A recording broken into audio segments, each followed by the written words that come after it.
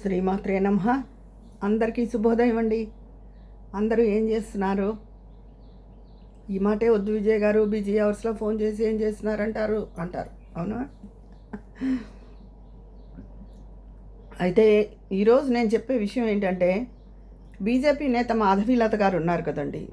ఆవిడ ఢిల్లీ ఎయిర్పోర్ట్లో, ఇప్పుడు ఆ ఎయిర్పోర్ట్లో ప్రతి వాళ్ళకి వాళ్ళ నమాజ్ కానీ, క్రిస్టియన్స్ అయితే వాళ్ళది మేము చెప్పుకుంటారు కదా, వాళ్ళ ప్రేయర్ చేసుకుందుకు కానీ, అలా మన హిందువులనే ఎవరైనా అందులో వెళ్ళి దేవుణ్ణి ప్రేయర్ చేసుకుని రావచ్చు ఉంది. అందులో ఆవిడ దుర్గా సూక్తం చదువుకుని పూజ చేసుకుంటే ఆవిడ మంత్రాలు చదువుకుని చేసుకుని వచ్చారు. లోపల చదవచ్చు కదా, పైకి మంత్రాలు చదవడం ఎందుకంటే ఆవిడ అయ్యి అని ఏం పెద్ద అరిచేయలేదు, మామూలుగా చిన్న వాయిస్తో ఆవిడ చదువుకుని వచ్చారు. అది తప్పుట.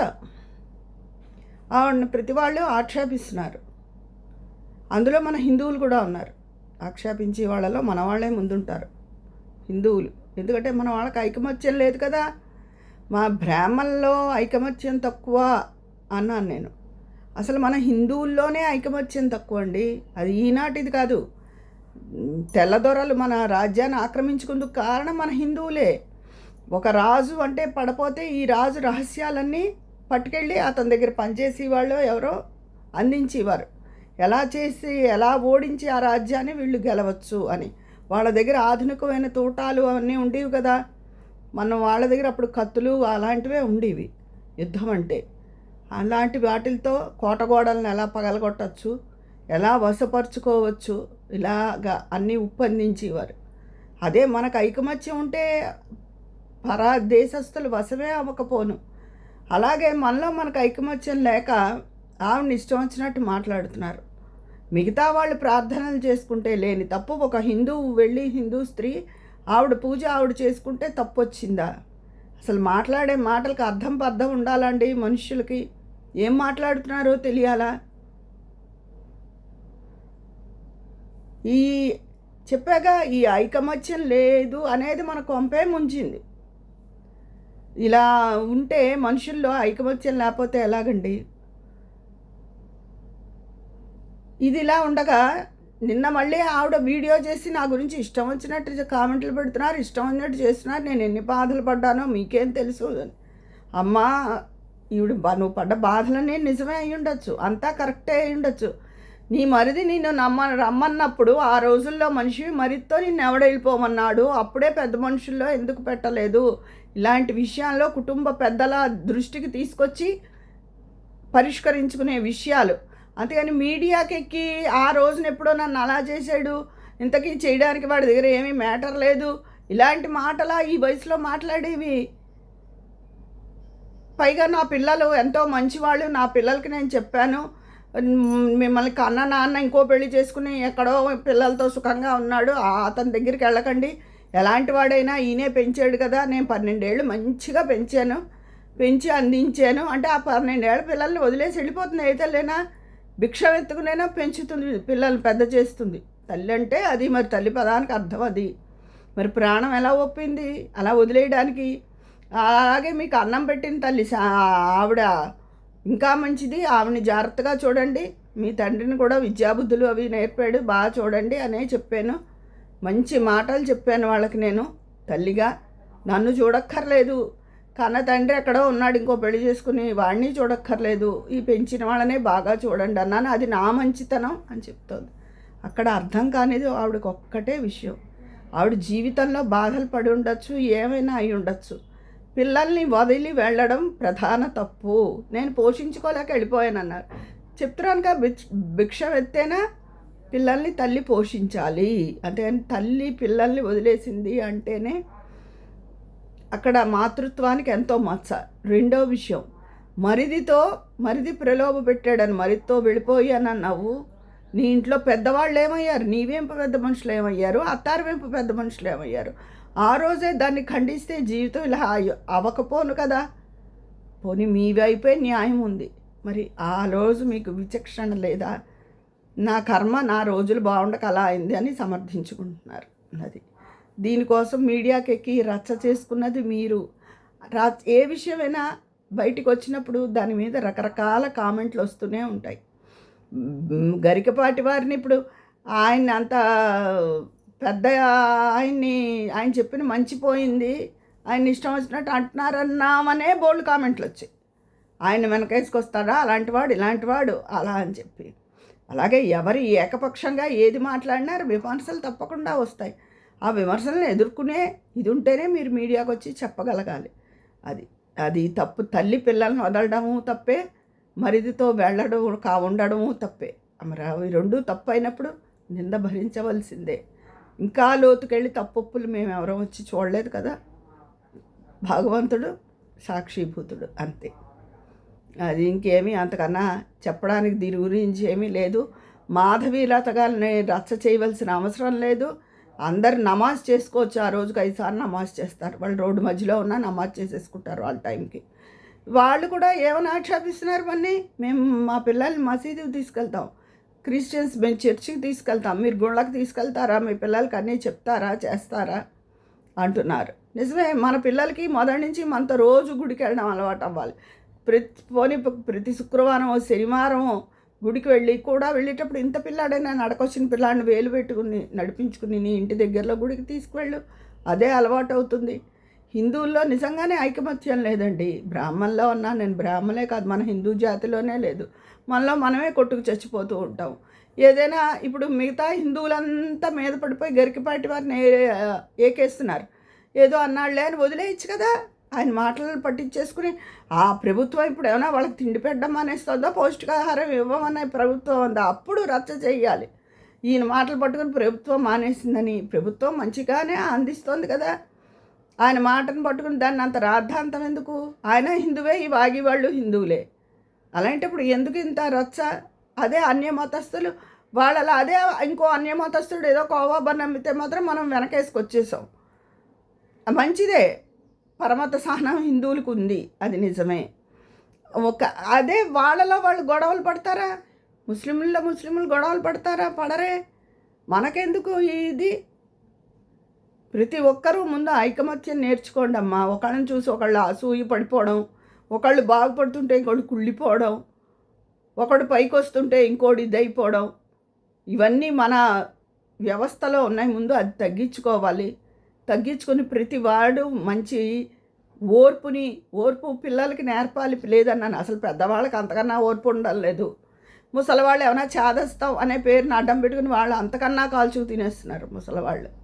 అది పిల్లలకి ఓర్పు లేదు, వయసులో ఉన్న వాళ్ళకి ఓర్పు లేదు, నడి వయసు వాళ్ళకి ఓర్పు లేదు, ముసలి వాళ్ళకి ఓర్పు లేదు. మెయిన్ ఇక్కడ ముందు జరిగేది ఏంటి? అసలు ఎవరికి ఓర్పు అనేది లేదు, విశాల హృదయం లేదు. ఉన్నవాళ్ళు ఒక 10% ఉంటే వాళ్ళని నోరు ఎత్తనివ్వరు. అది నేను చెప్పదలుచుకున్న విషయం ఈరోజు.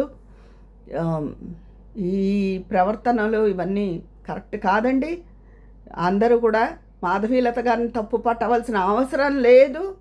దుర్గా సూక్తం అంటే అది శక్తి.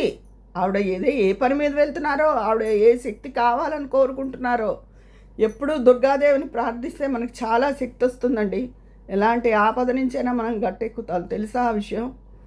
అది అందుకని ఆవిడ ఏ విషయం మీద పోరాడడానికి వెళ్తున్నారో, లేకపోతే ఆవిడ సొంత సమస్య అయి ఉండొచ్చు, లేదా ఆవిడ బీజేపీలో ఉన్నారు కాబట్టి వాటి పార్టీ సమస్యల గురించి మాట్లాడడానికి అయి ఉండొచ్చు. ఆవిడ శక్తి కోసం ఆవిడ ప్రార్థించుకున్నారు. మీకేంటి బాధ? ముందు ప్రతివాడిని విమర్శించడం అన్నది తగ్గించుకోవాలి. అందరిలో నేను ఇలా చెప్పడానికి కారణం మననే కించపరుచుకుందుకు కాదండి. మనం ఇంకోళ్ళ చేత అనిపించుకోకుండా మనం కుటుంబంలో మన కుటుంబాన్ని ఎవరు వేలెత్తి చూపించకూడదు. అలాగే మన ఊరిని చూపించకూడదు, మన రాష్ట్రాన్ని చూపించకూడదు, మన జిల్లాని చూపించకూడదు, తర్వాత మన దేశాన్ని చూపించకూడదు. ఇలాంటి దృక్పథాన్ని ప్రతి మనిషి అలవాటు చేసుకోవాలి అని నేను సదా భగవంతుడిని ప్రార్థిస్తూ ఉంటాను. ఎప్పుడు మీకు చెప్తాను. నాకు జలంధర్ గారు చెప్పారు, జలంధర చంద్రమోహన్ గారు, ప్రముఖ నటుడు చంద్రమోహన్ గారి భార్య. ఎప్పుడు నీకోసమే నువ్వు ప్రార్థించుకోకు, దేశం బాగుండాలి. చిచి ఈ దేశంలో అంతే ఇలాగా నీ ఇష్టం ఉన్నట్టు మాట్లాడడం కాదు. దేశం బాగుండాలి, మనం బాగుండాలి, మనం బాగుండాలి అనే కాదు, దేశం బాగుండాలి. ఈ దేశం సస్యశ్యామలంగా ఉండాలి, ఈ దేశంలో సుభిక్షమైన వనరులు ఉన్నాయి, అందరూ బాగుండాలి అని రోజు నువ్వు పాజిటివ్ ఎనర్జీని పంపు, తప్పకుండా బాగు జరుగుతుంది అని ఆవిడ చెప్పారు. నేను అది విన్నప్పటి నుంచి అప్పుడే 15 ఏళ్ళు పైన అయిపోయింది. నేను ఎప్పుడు అలాగే కోరుకుంటాను. నేను మన బాగా ఒకటే అని కాదు, మన ఎవరి సమస్యలు వాళ్ళకు ఉంటాయి, సమస్యలు పలు రూపాల్లో ఉంటాయి. అది తర్వాత మోడీ గారు కరోనా కన్నా క్లిష్టమైన లాక్డౌన్ పరిస్థితిని కూడా ఎదుర్కోవాల్సి రావచ్చు, అందరూ సిద్ధంగా ఉండండి అని అన్నారట. అంటే ఈ యుద్ధం వల్ల ఎలాంటి పరిస్థితులు ఉంటాయో అని ఆయన అలా అనడం కాదు, కానీ పెట్రోల్ బాబోయ్ నిల్వలు ఉన్నాయి ఇబ్బంది పడద్దు, గ్యాస్కి నిల్వలు ఉన్నాయి ఇబ్బంది పడద్దు, గ్యాస్ గృహ వినియోగదారులకి అందరికీ గ్యాస్ అందుతుంది. అలాగే పెట్రోల్ కూడా ఉన్నాయంటే మా రాజమండ్రిలో కూడా, అలాగే నిన్న హైదరాబాద్లో చాలా దారుణంగా ట్రాఫిక్ జామ్ అయిన అన్ని బారులు తీరి ఉన్నాయి, కార్లు అన్నీ కూడాను, వాహనాలన్నీను. కానీ ఎంత పెట్రోల్ అని కొనేసుకుంటారు, ఎంత స్టాక్ పెట్టేసుకుంటారు. చాలా పెట్రోల్ బంకులో మా దగ్గర స్టాక్ ఉంది, మీరు ఇంకా రావద్దు అని కూడా బోర్డులు పెట్టారట భరించలేక. కానీ రాజమండ్రిలో మాత్రం కొన్ని హోటల్స్ అయితే మూసేశారండి. వాళ్ళకి సరైన సిలిండరు సరఫరా ఉండదు అని ఇబ్బంది పడి కొన్ని హోటల్స్ మూసేశారు. అది మరి కొరత కృత్రిమమైందా, ఒక పక్క భయపడద్దని ప్రభుత్వం చెప్తోంది, అయితే ఇలా కొరతను సృష్టిస్తున్నారా అన్నది అర్థం అవడం లేదు. మళ్ళీ లాక్డౌన్ పరిస్థితి అంటే ఎలా ఉంటుంది అంటే ఆరోగ్యపరంగా కాదు, ఈ యుద్ధ వాతావరణం వల్ల లాక్డౌన్ అంటే మళ్ళీ వర్క్ ఫ్రమ్ హోమ్లు, అందరూ జాగ్రత్తగా ఉండడం, అలాగే ఈ వంట ఎక్కడికి ఆ ఊళ్ళు సెలవు వచ్చేటప్పుడు ప్రతి ఊరికి తిరిగేసి ఎక్కువైపోయాయి కదా అందరికీ. వీకెండ్స్ వచ్చాక అంతకైతే ఇంత లేవు. ఎప్పుడైతే శనివారం కూడా సెలవు మొదలైందో ఈ వీకెండ్లు అన్నవి ఎక్కువైపోయేది, ఎక్కడో ఒకడికి వెళ్ళిపోవాలని. ఇంకా అలా వెళ్ళడానికి ఎవరు లేదు. పెట్రోల్స్ అవి చాలా జాగ్రత్తగా లిమిటెడ్గా ఇంతే వాడాలన్న రోజు వస్తుంది. తర్వాత 4 కూరలు 2-3 కూరలు వండే ఇంట్లో ఒక కూరే వండుకుని అన్నం తప్పదు కదా, అన్నం ఏదో ఒక ఐటెం, రాత్రి అలాగే సింపుల్గా ఏదో టిఫిను, అలా గ్యాస్ని ఆదా చేసుకోవాలి. అంటే కరెంటు ద్వారా రైస్ కుక్కర్తో చేసేసుకుంటాము అంటే చేసుకోవచ్చు, వెల్ అండ్ గుడ్. ఇప్పుడు వేరే కాస్ట్ ఐరన్వి కట్టెల పొయ్యిలు కూడా చూపిస్తున్నారు, బాగున్నాయి అవి. అవి అపార్ట్మెంట్లోనూ అక్కడ పెట్టుకుని చేయడం కుదరవు, ఫ్లాట్స్లో అది కష్టం. ఇండివిజువల్ హౌస్లో ఉన్న వాళ్ళు కొనుక్కొని పెట్టుకోవచ్చు, బాగున్నాయి అవి కూడాను. ఇలా రకరకాల క్లిష్ట పరిస్థితుల్లో దేశం ఉందండి, ప్రపంచమే ఉంది చాలా పెద్ద పరిస్థితి, ఇదిలో కష్టాల్లో మన దేశానికి కూడా ఉంటుంది, తప్పదు అన్నట్టు హెచ్చరికలు వస్తున్నాయి. అందుకని అక్కర్లేని వాటి మీద దృష్టి మానేసి ఎంత జాగ్రత్తగా గ్యాస్ని పెట్రోల్ని ఆదా చేయగలుగుతామో అంత లిమిటెడ్ ఖర్చులు పెట్టుకుని జాగ్రత్తగా ఉండండి అందరూ. తర్వాత మాధవీలత గారు ఏదో చెప్పారు కదా, దాన్ని యాగి చేసేసి ఆవిడ్ని దుర్భాషలు ఆడవలసిన ఇది లేదు. ముందు హిందువుల్లో ఐకమత్యాన్ని తెచ్చుకోండి అయ్యా, లేనిపోని గొడవలు పెట్టద్దు. హిందువులు ఏకజాతిగా నిలబడ్డ నాడు అసలు వాళ్ళని ఢీకొనే శక్తి ఎవరికీ లేదు. ఎందుకంటే భారతదేశానికి మన హైందవ మతానికి ఉన్నంత పవర్ అలాంటిది. అది సరిగ్గా వెలికి తెచ్చుకుని దాన్ని సద్వినియోగం చేసుకున్న నాడు మనంతంటే వాళ్ళని మించిన వాళ్ళు ఎవ్వరూ లేరు. ఇది బ్రాహ్మణులకే వర్తిస్తుంది, ఐకమత్యం అనేది మన హైందవ ధర్మానికి వర్తిస్తుంది. ఇదండి ఈరోజు నేను చెప్పదలుచుకున్న విషయాలు. మీకు కనుక నా అభిప్రాయాల మీద ఏమైనా చెప్పదలుచుకుంటే కామెంట్ రూపంలో తెలియజేసేయండి, అక్కడ మాట్లాడుకుందామా మరి. ఉంటాను, మీ స్నేహితురాలు విజయ పన్నాల.